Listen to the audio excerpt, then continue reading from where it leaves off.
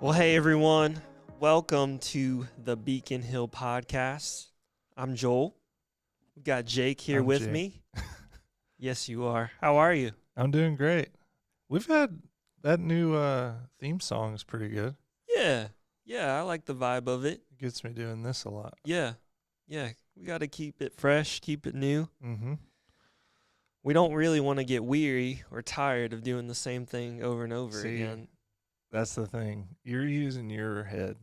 You are right on it. Because today, if you don't know, we're talking about what does it mean to be weary and heavy laden. As we saw on Sunday, if you joined us, we're in Matthew 11, where it talks about, we're going through songs, actually, right? Christmas songs. Yeah, Christmas playlist sermon series. That's right. And we did "Oh Holy Night," Mm-hmm. and the line that we're kind of linking with Matthew 11 is a thrill of hope, the weary world rejoices. Mm-hmm. So before we get into that, Yeah. I want to know, Jake, from you. I'll ask you later if you're weary, but right now, what do you rejoice in at Christmas time? What makes you happy during this holiday season? Well, What brings you joy? like just things that I like to, like just my favorite parts of Christmas or Yeah, or just man. yeah. Yeah, what makes you happy about it? Well, I like Christmas movies a lot.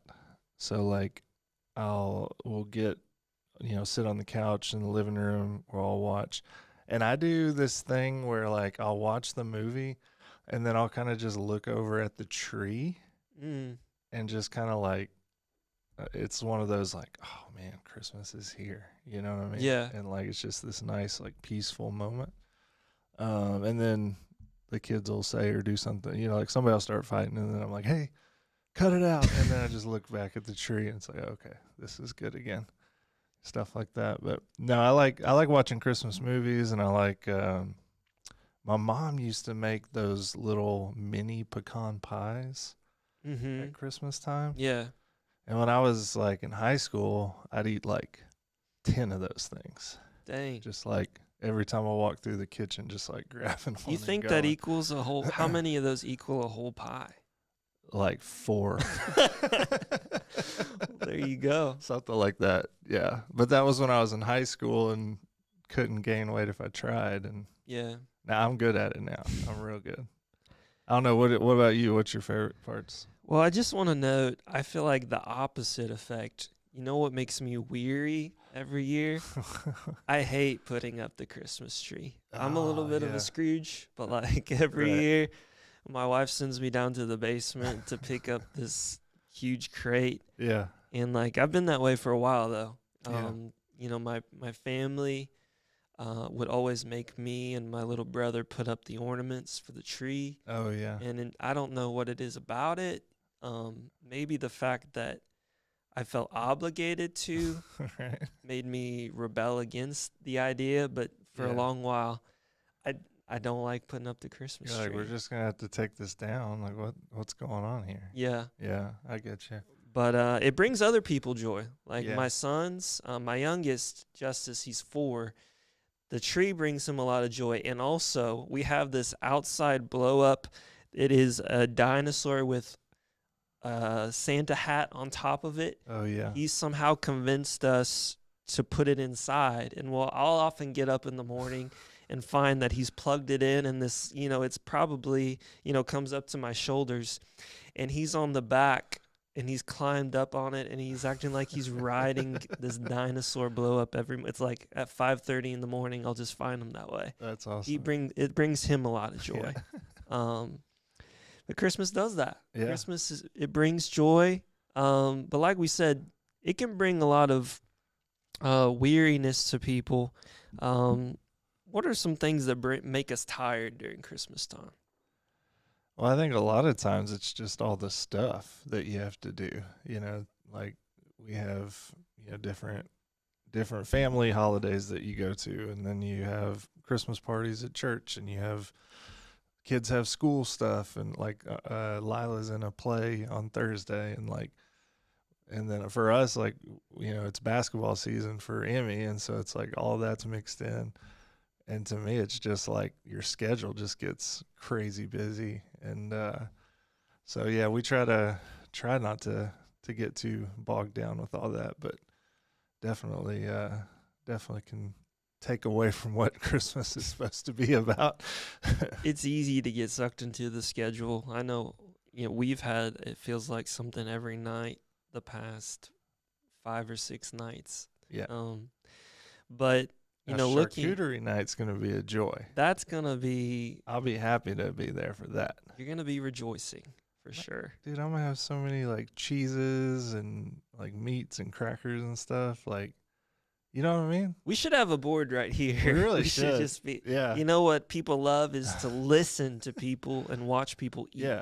It seems like our Um, producer might have had like a spread for us or something. Yeah. But I guess, we're Like, not stars though, so we got to get more viewers for that probably. Yeah, maybe one day.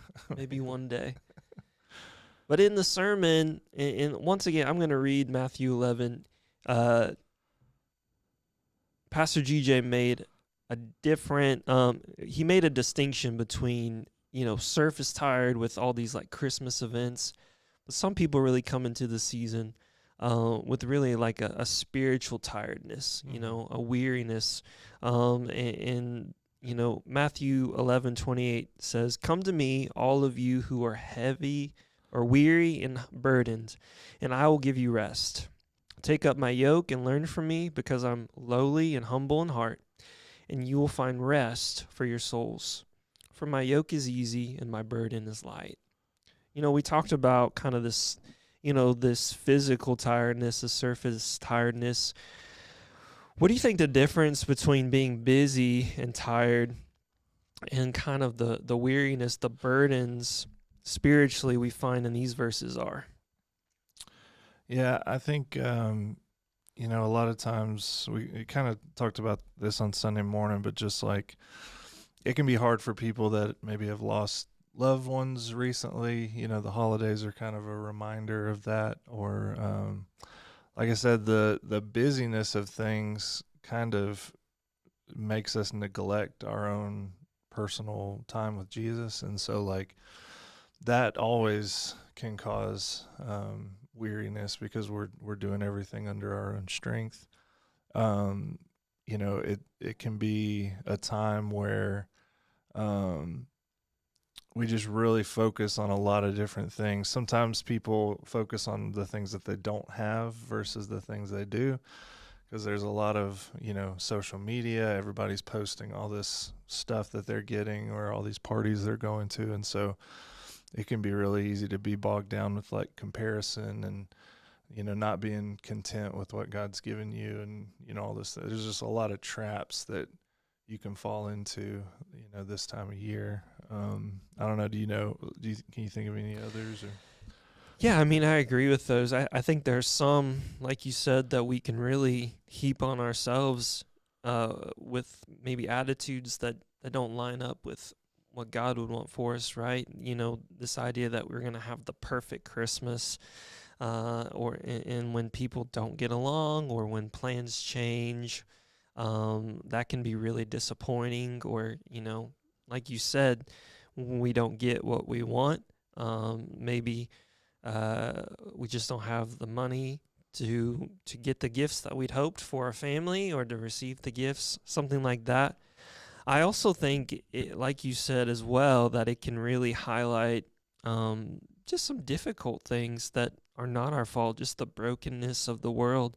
I mean, transparently, something that brought me a lot of joy, and when I think about Christmas, was grandparents. I didn't live near my grandparents most of my life, and that was a time where we would always go to my grandparents and connect with them and spend time. And this Christmas is my first Christmas with no living grandparents. My grandma passed away earlier this year, and that's just a hard thing. And remembering those that we've lost, and just the memories and how life changes, those can be burdens, and things that that can really weigh us down. And that can really make us feel worse. And sometimes when we feel this way, we can even feel guilty about not feeling this joy or this brightness. How do you think God and Jesus expect us to deal with disappointment at Christmas time, or times when we don't feel that joy coming into the season? Yeah, I think everything kind of comes back to just remembering who Jesus is and what he's done for you. That's why it's so important, I think, to really emphasize the gospel story during Christmas time, because it can be really easy to lose track of that, and that's what gives us our hope. That's what gives us our energy, our joy. And so, it sounds easy to say, but it's not easy to actually put into practice. But it's like, no matter what you're going through, if you can think on those things and realize that those things are true, and know that your promises lay ahead of you, and they're not in this life, it can give you a lot of hope and a lot of joy, even when there's not a lot of external things that can give you that. I think it's also good just to ask God to show you the good things in your life. A lot of times if we're going through a struggle, or if we've lost somebody, or if we different things, we can just be so focused on that one particular thing that we forget about all the other blessings that God has given us. And so I think just asking God to remind us of those things and to kind of dwell on those things, and it would help change our perspective on really just what God's done for us. Yeah. I don't know, what do you think? Yeah, I mean, I think sometimes we think that, the joy, the light has to come from the inside, our hearts, when really we see what Christmas is all about is Jesus is the great light coming into the world. The Christmas story, we see, the angels telling this good news, this great light is coming. And all the people had to go, the shepherds had to go and see Jesus, and that's when the hope and the peace happened, when Christ was born. And Jesus has a similar idea. The first thing we noticed in the text, or GJ pointed out, was the call of Jesus, that he was telling people to come to him, all who needed that light, who are weary and burdened. And he's the one that gives rest. We can't find our rest in our own power, in ourselves. We can't find our rest in doing other things. And that was kind of the first thing that he pointed out is, many people at that time were looking to external religious things to find kind of their assurance, to find their hope in God. They would look to the stuff that they were doing. And in fact, a lot of the Pharisees around there would give them these expectations and say, you need to wash this way, or you need to give and do this a certain way, follow these rules that the Pharisees had that were not in the Bible. GJ gave this, illustration about what if you wanted to meet this really famous athlete. Who would be that athlete or star for you? Who would you want to meet, Jake? I probably want to meet Dirk Nowitzki. Oh, yeah. A German Christmas. Yeah. That'd be pretty cool. Yeah, and we could sing O Holy Night in German together.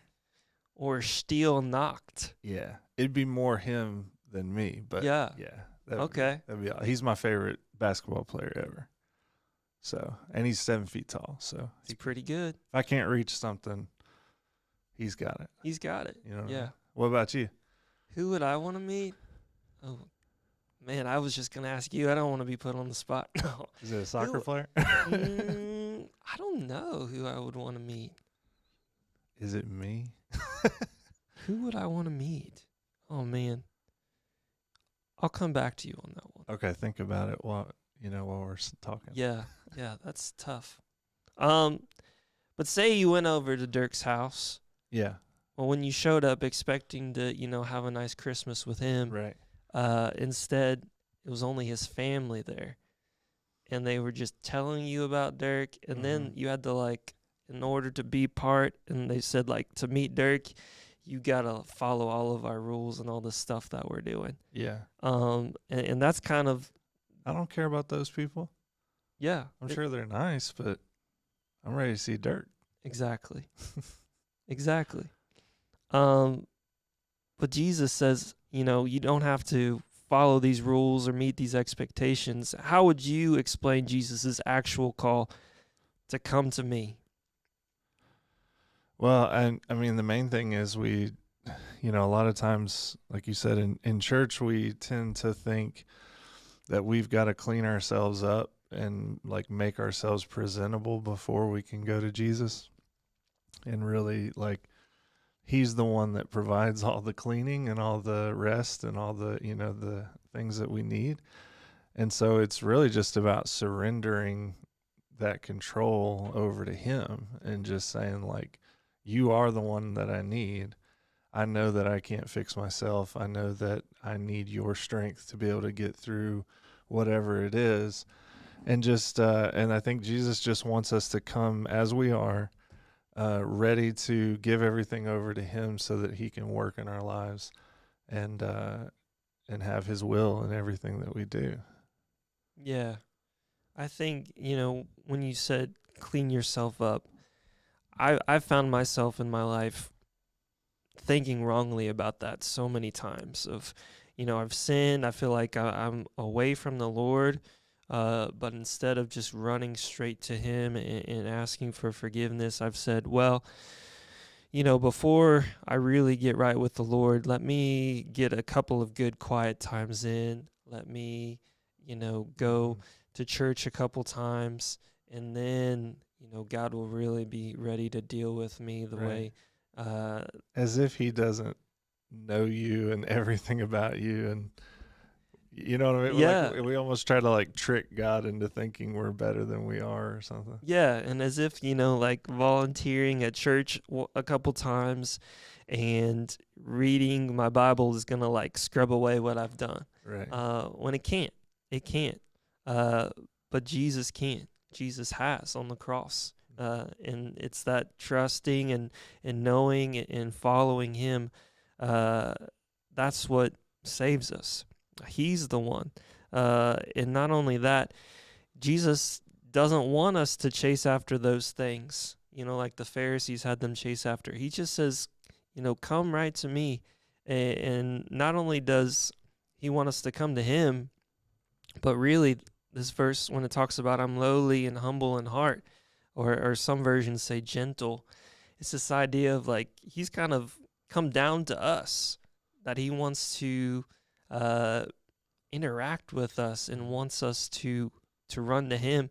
That's what Christmas is about, that the God of the universe sent his son from, the paradise of heaven, and he came down to a stable, to a poor family, a nothing town, all that, so that you and I might have a chance to run to him.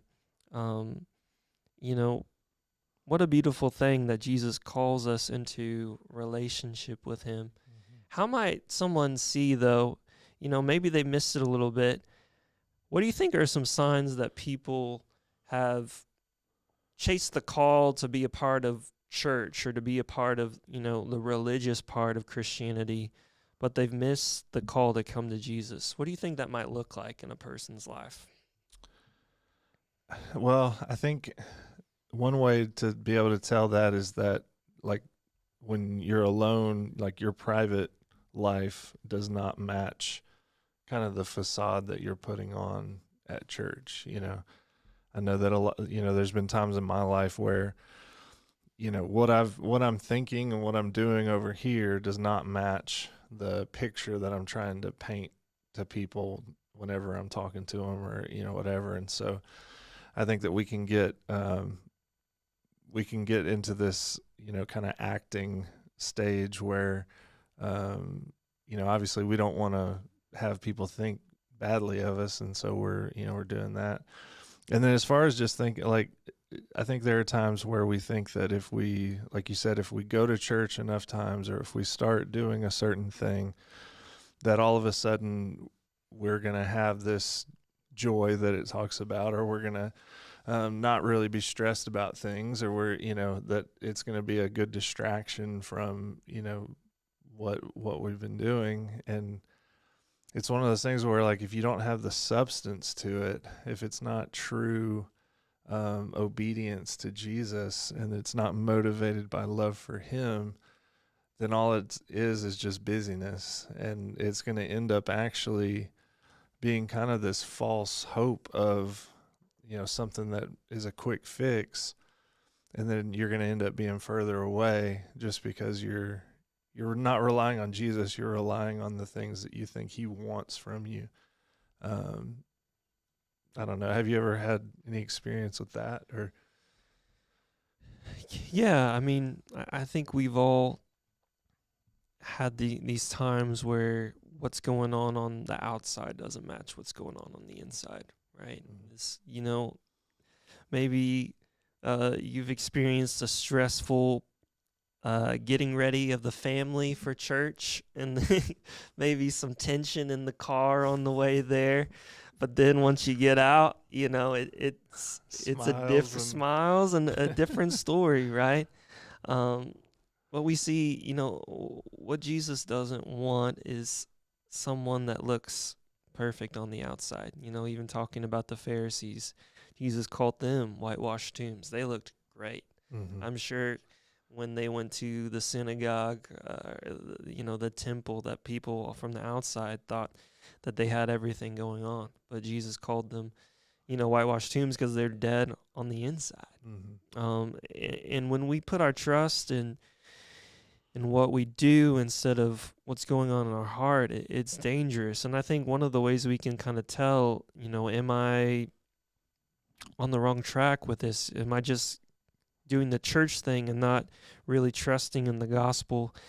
Is if you look at your life and think, what am I trusting in for my salvation right now? And if you really look at that and say, well, I went on a mission trip this year, or I give a lot, or I pray every day, or I don't miss a Wednesday night, something like that. Great things, all things that God delights in if we do with a good heart. But if that's what we're leaning on, then we're putting our hope in kind of religious things and not the hope of the gospel. We're doing these good works that God prepared us to do because we love him, because we know him, because the Spirit is within us, right?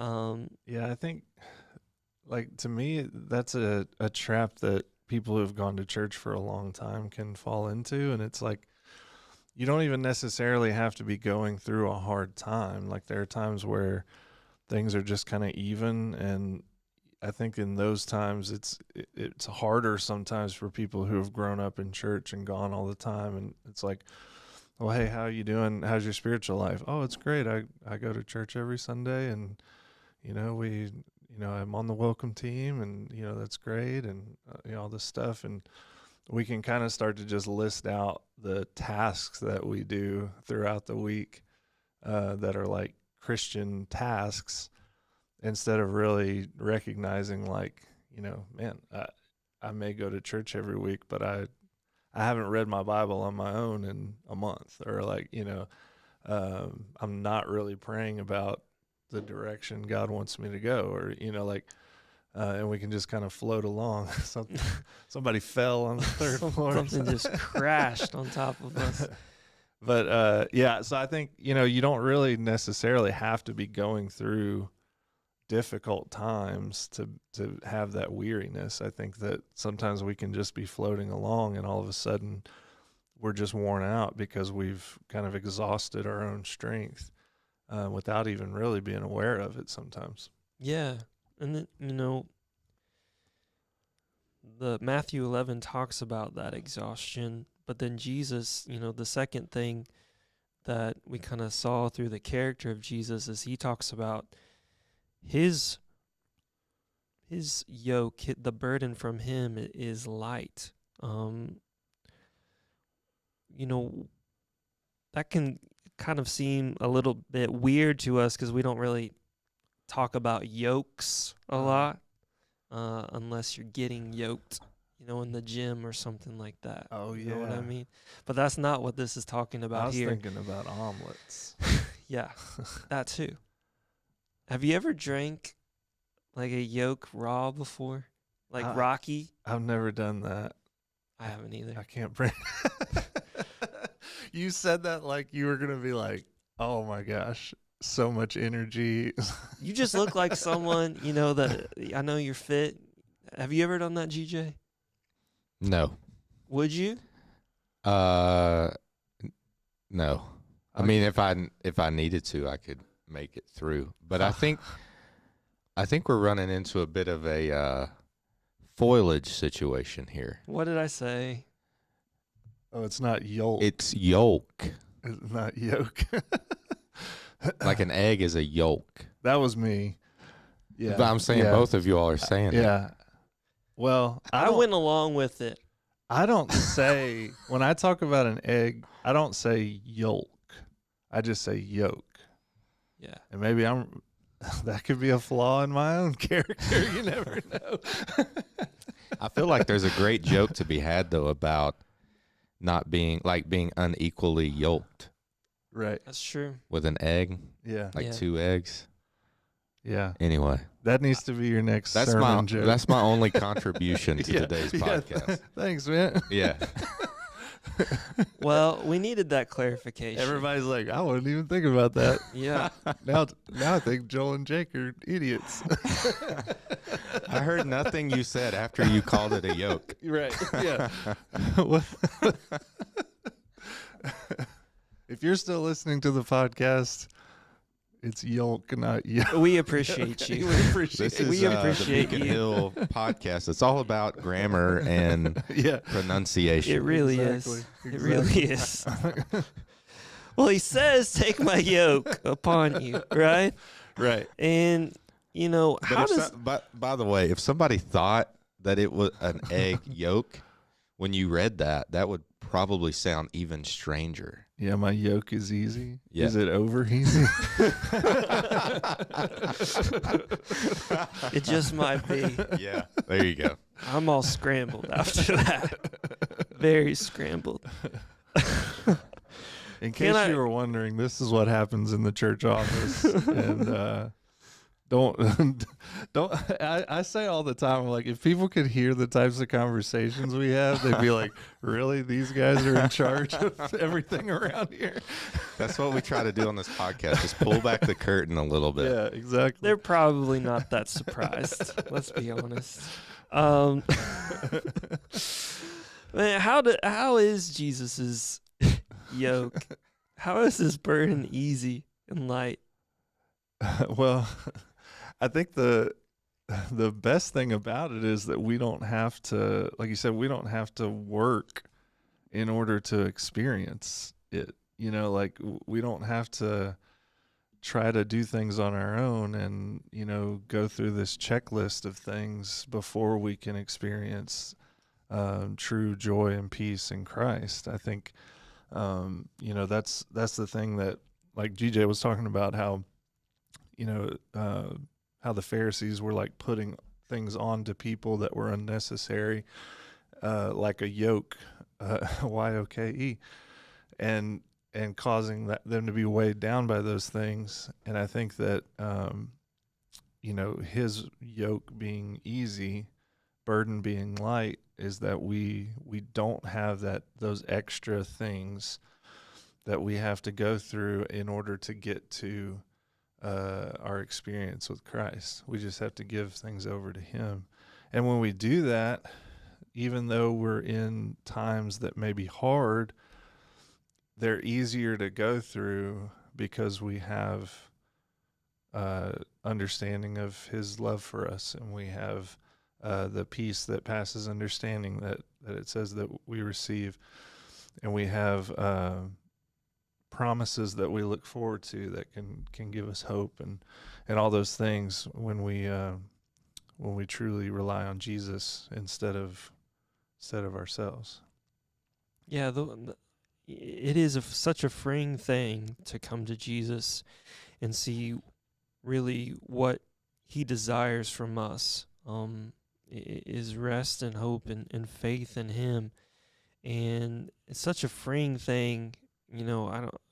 We all have had experiences where Christians have maybe unfortunately heaped on some yokes, some obstacles that Jesus doesn't.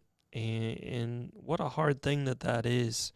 And we as Christians, I feel like we need to be careful that we're not being like the Pharisees and putting some unnecessary obstacles in the way of people coming to Jesus. That's kind of really some of our core values. We want to remove obstacles so that people can come to Jesus and grow in him at Beacon Hill. Mm-hmm. And I remember a time where my relationship with the Lord, I just had a hard moment after I attended a church. It was a Sunday night, a summertime. I wasn't involved. I was just attending the church, and I was a member, but it was kind of, to me, a more casual gathering. So I wore shorts to church. Mm-hmm. And while I went there, someone pulled me aside and told me that it was so disrespectful that I wore shorts to church that night, and that I should never do that again. That was in the future. When I was going to church, I began to really stress about what I was wearing and whether that person was going to say something to me, whether the shirt I was wearing was nice enough. I for sure never wore shorts again to that church because of what he said. And there are things like that Jesus in the New Testament really doesn't place that requirement of, to come to me you have to wear this robe or wear this or that. We don't want to put things like fashion in the way. Can you think of some other things that maybe Christians are guilty of putting in the way of people coming to Jesus? Yeah, I think that, a lot of times, we kind of talk about like church people kind of having their own language, and we say things that are like, if you've grown up in church, but people that come in from the outside maybe not be familiar with it. And so it's almost like we say like, hey, to fit in, you've got to, change the way you talk, and, you've got to look like us. So that can be one of the things. And then also we just I think we put the burden of people's past in front of them all the time. Like when people come that are, we had for our 60th, we had April come, and she had just talked about like being judged for her tattoos and some of the things in her past. And I think we can do that all the time, like without even really, sometimes we're not trying to do that, but like when we treat people differently because they look different than we are, it can be really, we may not think anything of it, but it can be, like you said, that caused you to be stressed for a while after that. And we can have people be turned off by church because they think all it is just going there to be reminded of the bad things that they've done, or being judged for things that they can't help, or, all these things. And I just, it's a pretty sad thing, because I think we've seen here at Beacon that when we started to remove a lot of those obstacles, we get so many different types of people coming to our church, and it's so, like, it's just enriched the life of our church in so many ways. So I really think that it's important for us to be conscious of that. And even though it doesn't change overnight, we want to constantly be striving to remove those things. Yeah. I think, Jesus said he came to seek and save the lost. He came to heal the sick and to reach the poor. This idea of the Pharisees gave him a hard time because he was eating with tax collectors and prostitutes and those sorts of things.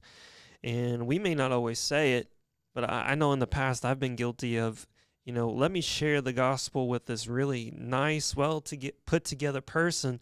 The only thing they're missing is Jesus. And those are the kind of people, right, that I would, kind of look for when the idea is that everyone needs the gospel. Yeah. And the people, that responded to it the most are the broken because they see their need, right?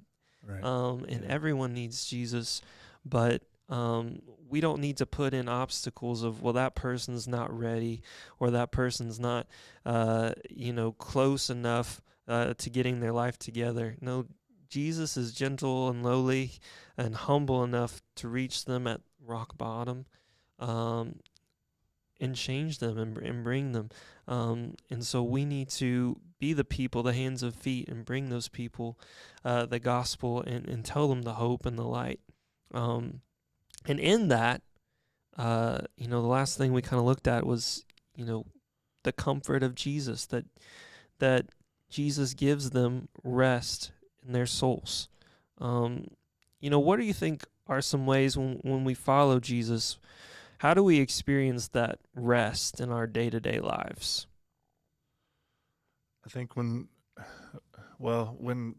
a non-believer comes to know Jesus, I feel like that rest and peace kind of comes in knowing that they've found what they've been looking for. I think a lot of times the people that I talk to that don't know Christ, it's not because they're not looking for something. Like they know that they need something.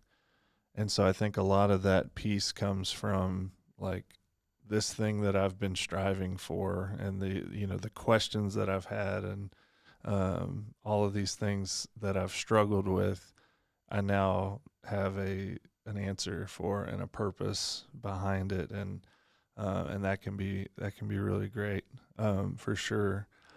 And then for those of us that have kind of known Christ for a long time, I think that we just kind of I lost my train of thought a little bit. Do you have a question or an answer for that one?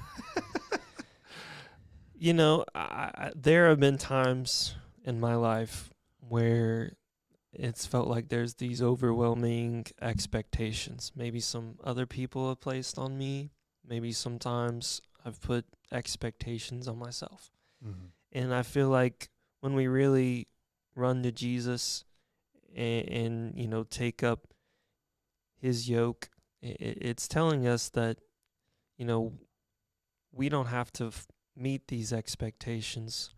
Christ met those expectations with his life, and he bore, our brokenness, our shortcomings. He bore that on the cross. He's taken that from us. And so it's not that, I have to meet this certain criteria or answer this pressure. All we have to do is lean on Jesus, and he's not expecting us to be perfect. He's expecting us to follow him. He's expecting us to trust and put our hope in him and lean on the gospel. But he's not expecting us to be perfect in everything that we do and have to meet a certain quota or expectation. All he's expecting us is to run to him. And that's freeing, right? When you think about this Christmas, maybe you have some big expectations.